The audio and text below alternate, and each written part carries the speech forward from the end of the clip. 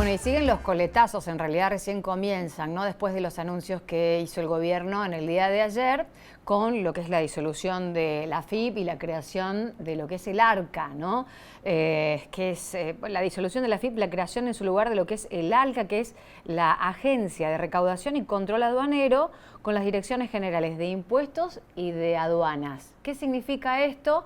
Bueno, entre otras cuestiones, la motosierra anunciada por el gobierno con la reducción de más de 3.100 puestos de trabajo, con la argumentación de gastos innecesarios, eficientización, sueldos muy altos, sobre todo para los cargos jerárquicos, entre otras cuestiones, ¿no? Carlos Fara es politólogo y nos va a ayudar a entender esta movida del gobierno nacional. ¿Es distractiva o es argumentada dentro de lo que es el plan de gobierno que está llevando adelante La Libertad Avanza? Carlos, ¿qué tal? Buen día. Paula lo saluda. ¿Qué tal, Paula? Buen día. Mira, en realidad, digamos, es un poco de cosmética, porque básicamente podrían haber dejado exactamente el mismo nombre y haber recortado cargos. Me parece que tiene todo que ver con esta eh, eh, obsesión que el gobierno tiene por ser refundacional, ¿no? Digamos, todo el tiempo ir cambiándole los nombres a las cosas, porque, digamos, reestructurar, utilizarlo, digamos, como argumento para bajar la cantidad de empleados, recortar gastos, etcétera. De manera, digamos, que en la práctica no diría que vaya a ser nada fundamental. Obviamente sí, se va a redimensionar la distribución de recursos como premio a los empleados de la ex AFIP, que tenían, digamos, sueldos totalmente, los directivos, muy por encima de lo que es el resto de la administración pública, ¿no? 32 millones se hablaba, ¿no? De los cargos más importantes, si no el más importante, y 17 los que seguían en cargos jerárquicos. Sí, aparentemente sí. Digo aparentemente porque uno gustaría ver, digamos, los papeles Mm. para confirmarlo, pero de todas maneras sí, digamos, estaba claro que también era una situación totalmente irregular. Pero eso se podría haber hecho, digamos, sin tanta bambolla con la cuestión del el cambio de nombre de la agencia. Porque ¿cuál era el rol fundamental de AFIP? Que recordemos que de DGI pasó en 1996 a ser creada como AFIP y ahora vuelve a cambiar el nombre, pero está lo que es la Dirección General Impositiva y la Dirección General de Aduanas dentro de lo que es ahora la denominada ARCA. Claro. Históricamente eran dos reparticiones distintas, aduanas y la famosa DGI, que se unificaron en una sola agencia de recaudación, lo cual tenía todo el sentido, digamos, de unificar las estructuras, porque ambos terminan cruzando información, obviamente, y eso, digamos, tal cual vos decís, fue hecho durante el gobierno de Carlos Menem. Y funcionó así a través de todos los gobiernos en los últimos prácticamente 30 años. No creo que esto vaya a tener, digamos, mucha modificación, salvo estas cosas que estamos comentando. Y después la reducción o lo que es en realidad el despido o el pase a disponibilidad, como anunciaba el gobierno, de 3.144 personas, cuyos argumentos dicen son cuestiones políticas, fueron designados irregularmente en el gobierno anterior, en el gobierno, dice Manuel Adorni en su comunicado de prensa, en su conferencia ayer en la que no aceptó preguntas, que fue designada esta planta irregularmente. Estas personas van a pasar a disponibilidad. Esto no reduce, además de la cuestión política, la atención de lo que significa el organismo recaudatorio nacional. Bueno, habría que verlo en detalle. Es probable, digamos, que con digamos, que hubiese alguna superpoblación de empleados, como podría haber seguramente sucedido en otros organismos, obviamente, digamos, incidido por la campaña electoral del año pasado, pero de todas maneras, yo creo que hoy, digamos, seguramente habrá como mucha tecnología para Mm. poder redimensionar la cantidad de empleados públicos que pudiese tener ese organismo y otros, ¿no?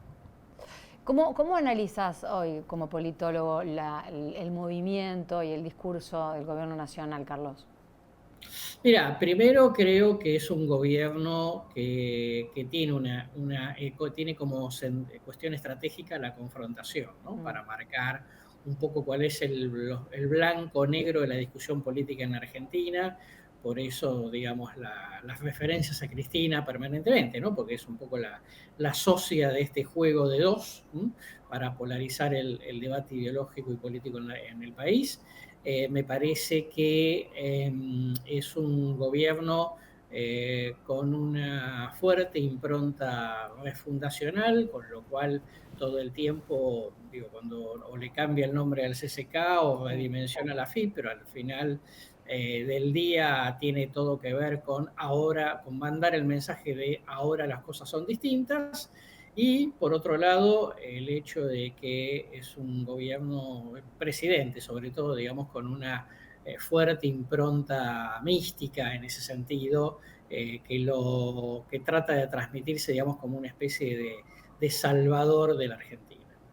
Y en los números, en las encuestas, ¿qué es a lo que vos has accedido? Porque muestran la caída política, digamos, en la imagen política de Milei, pero de todas maneras hay como una aceptación, ¿no? En el discurso virulento, público, de los últimos días, de la confrontación permanente. Bueno, a ver, primero yo creo que el discurso de la confrontación y la agresividad me parece que ha entrado en una curva de agotamiento, ¿no? Y Mm. de hecho lo vimos con el bajo rating que tuvo la cadena nacional por el tema del presupuesto. Sí, me parece que ya hay algunas expectativas que se van desgastando, lo cual era natural, digamos, el gobierno lleva 10 meses.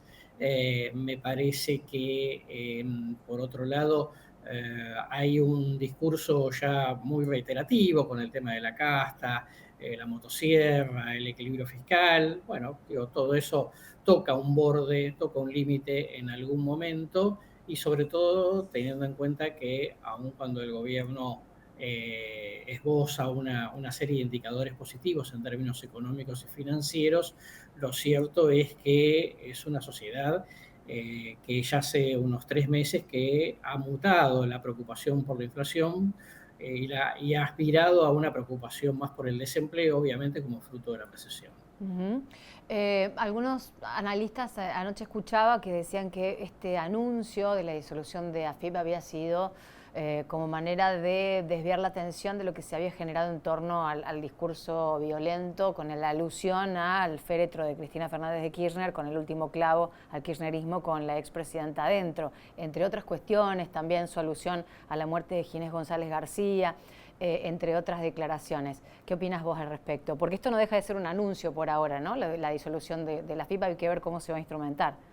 Sí, esto fue acompañado por algunas otras Mm. cuestiones que tienen que ver con el mundo de los medios de comunicación, porque han decidido incrementar al IVA, aplicar el IVA como todo otro tipo de actividad, lo cual es un detalle importante, y algunas otras cuestiones que tienen que ver con las telecomunicaciones.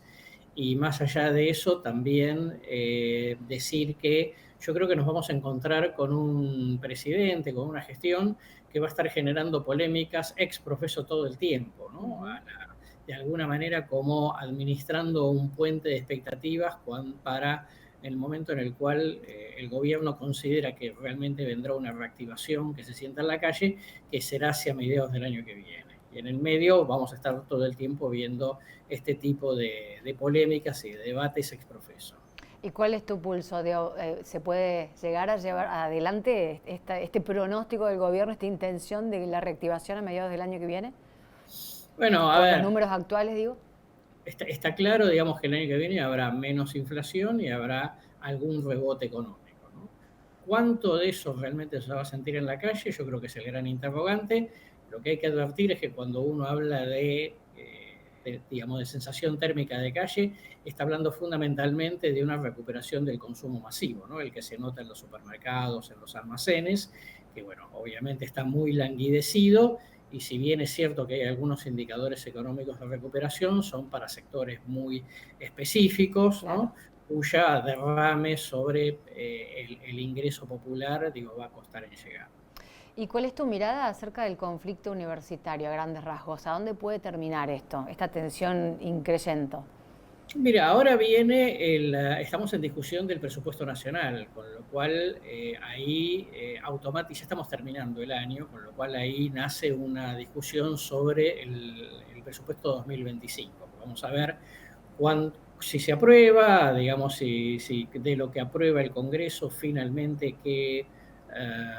digamos, que acepta el presidente o hace algunos vetos parciales. Ahí hay una oportunidad, digamos, como para que haya un barajar y dar de vuelta con el tema presupuestario en algunos aspectos, como el universitario, y que en función de eso el conflicto pueda calmarse. Pero, digamos, está claro que el gobierno, como ha decidido estratégicamente poner todas las fichas en el equilibrio fiscal para lograr una baja inflación en función de pagar algunos costos sociales hoy, como ese y el jubilatorio, y poder mostrar logros de recuperación económica el año que viene, que según el gobierno de esa manera harían un poco olvidar estos conflictos.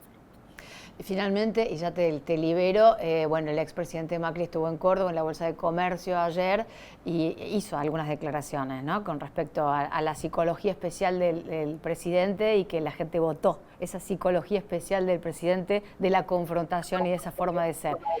¿Cómo ves esa alianza?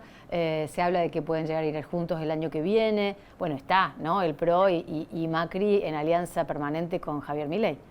Sí, yo creo que en principio, sobre todo, digamos, al PRO mucha alternativa no tiene, ¿no? Digo, teniendo en cuenta que es un PRO partido, eh, porque el sector de Patricia Bullrich está dentro del gobierno nacional, que si el PRO va solo y a Milei le llega a ir bien, corre el riesgo de tener un rol electoral muy disminuido, de manera que me parece que es más probable que vayan a alianza.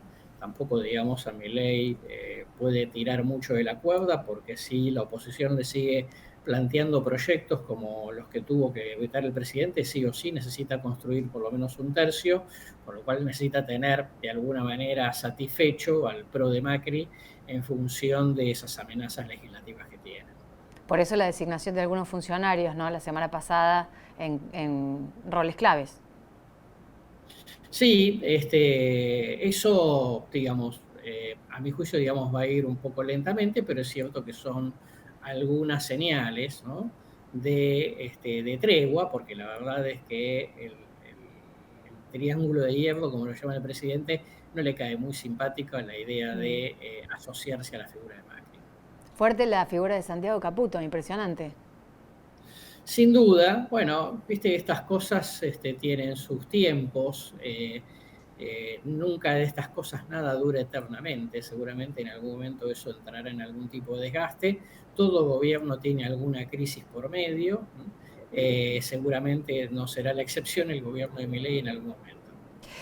Carlos, muchas gracias por tu predisposición y respuestas. Muchísimas gracias. Un placer, hasta luego. Hasta luego. Carlos Fara, politólogo en contacto con Puntal AM.